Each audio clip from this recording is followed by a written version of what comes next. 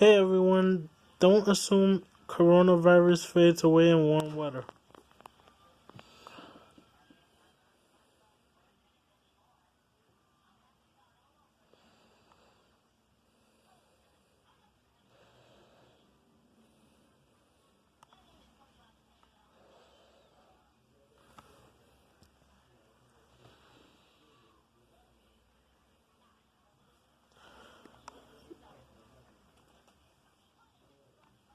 Hi, I'm Ashley from First Alert. Safety is a priority. Take key steps to protect your home and family.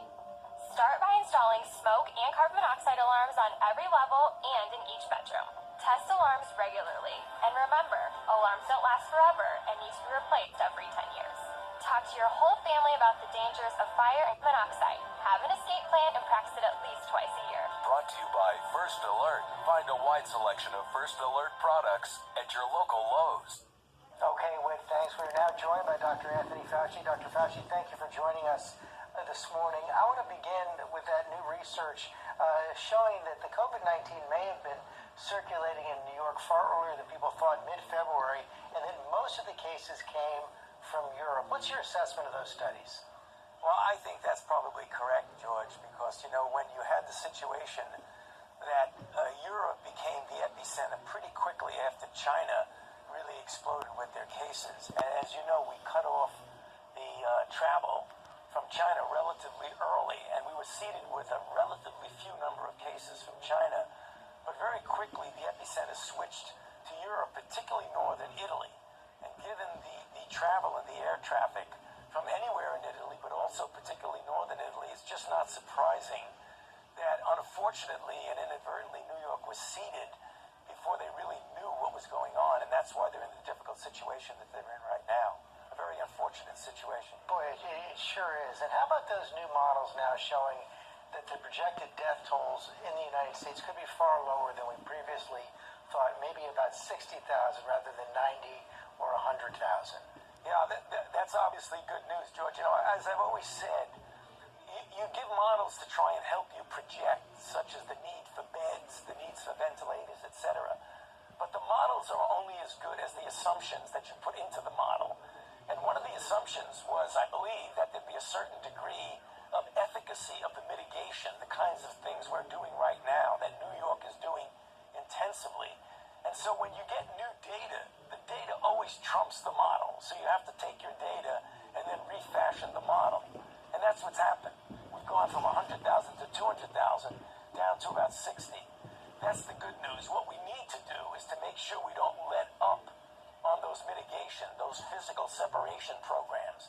Because if we do, that can just bounce back again. So even though it's good news and encouraging, we've got to make sure, as I always say, we keep our foot on the accelerator when it comes to the mitigation. So people who look at these numbers and say we're going to be relaxing the guidelines come May 1st with about 3 weeks to go, what's your message to them? My message is that the virus itself is going to determine the guideline. We hope that by the time we get to this extended 30-day period, we went from the 15 days of mitigation to the additional 30 days, which gets us to the end of April. I do hope by the time we get there that we will well see that curve in bending in the curve, which we've been talking about now for several weeks. There's some indication that might be going on, particularly in New York. If you look at New York, as Governor Cuomo said very recently, the last few days have had a stabilization and a decrease in the hospitalizations, intensive care, and the need for intubation. You never want to claim victory prematurely. That would be not very good. But when you see those kind of trends, you hope that we'll see that curve go down, and then we can start to think about gradually getting back to some sort of steps towards normality. Have we hit the peak in New York? It's tough to tell, George. We very well may be there. When you talk about peak, it goes up, it does this, and then it starts to come down. It's really looking like it's going to make that turn. But, being very careful and cautiously optimistic, I wouldn't want to say that, but I think that is what is going on. There had been some hope that early on that maybe the virus recedes with warmer, more humid weather. Where is the science on that now?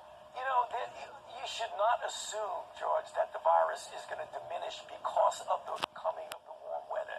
It might diminish for other reasons. There's precedent with other infections, like influenza and some of the common more benign coronaviruses, that when the weather gets warmer, that the virus goes down, its ability to replicate, to spread. It doesn't like warm, moist weather as much as it likes cold, dry weather. But having said that, one should not assume that we are going to be rescued by a change in the weather. You must assume that the virus will continue to do its thing. If we get some help from the weather, so be it, fine. But I don't think we need to assume that. Finally, let's talk a little bit about the new normal after this crisis passed. Handshaking not going to be part of the new normal? You know, I think at least for a while, George, as I've said, people have kind of raised their eyebrows when I said it.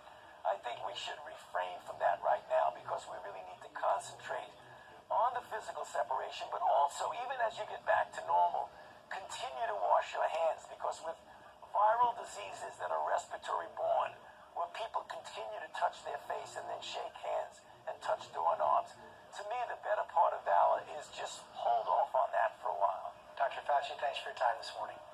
Always good to be with you.